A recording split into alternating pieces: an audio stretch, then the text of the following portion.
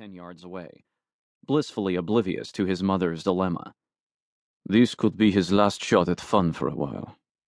Once he checks into Children's Transplant Center.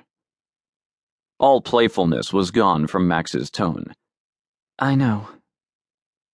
A year ago, she'd never dreamed it would take so long for her son to get a new heart, or that his health would deteriorate to the point where they'd be forced to consider an LVAD heart pump to serve as the bridge to transplantation. The countless meds they used and the pacemaker implanted 6 months earlier could no longer regulate his heart rhythm. Waiting had become a tangible enemy as time was running out. That they were now waiting for someone else to die so their child could live was something she tried not to think about. The guilt would be overpowering. As it was, Anna jumped whenever the phone rang. Are you glad you're here? Max's husky voice pulled her from the dismal thoughts. Seeing Zach so happy, she couldn't help but nod. Yes, I am. I didn't realize how much of a toll this had been taking. You're sure we can get there in time if the hospital calls? With the company plane, we can be at CTC in 3 hours. And we've got Julia to take care of him if any complications arise. Anna glanced at the extremely competent and attractive private cardiac care nurse who'd flown into Cancun with them from Dallas. I know, He's been on the wait list a year, Anna. They're not going to call this weekend. He's checking into the hospital Monday for the LVAD. God only knows how long that recovery will take. But... He was behind her and wouldn't let her interrupt. I'm not asking if I can come back, or if we can do the transplant procedure here in Mexico anymore. But we need to give him this time away from the strain and stress of it. 48 hours is all. Let him enjoy his family. I need to give you both this time. Please, let me.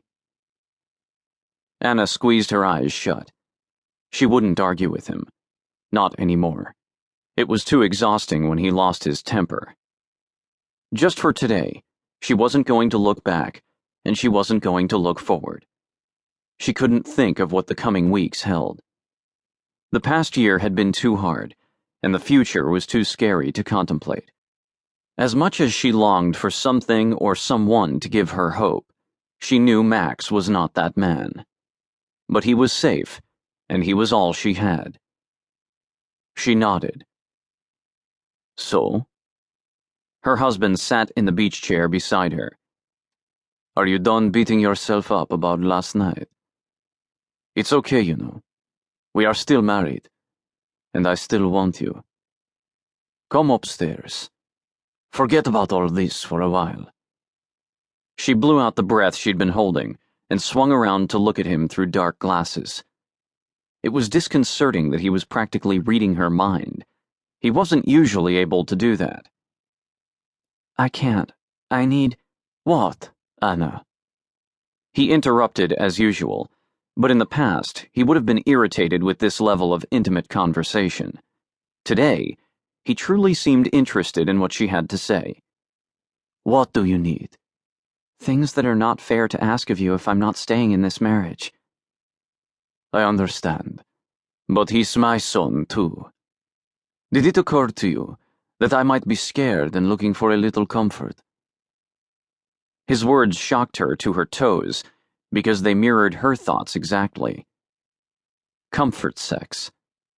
She slid Chanel sunglasses down her nose to stare at him. No. Frankly, that never occurred to me. He stared into her eyes. Lay the burden down, babe. Emilio will watch the boys, and Julia is here too. The very capable Julia was under the huge shade tent, shielding the boys from the blazing Mexican Riviera sun. Emilio, the tank-like Mercado bodyguard, was several yards away under another umbrella, watching them all. His only concession to the beach setting was a knit shirt instead of a coat and tie. Max's affluent family owned the largest tequila distillery in Mexico and took precautions everywhere these days, even inside an exclusive resort. Her husband was right. Anna wasn't really needed at the moment. I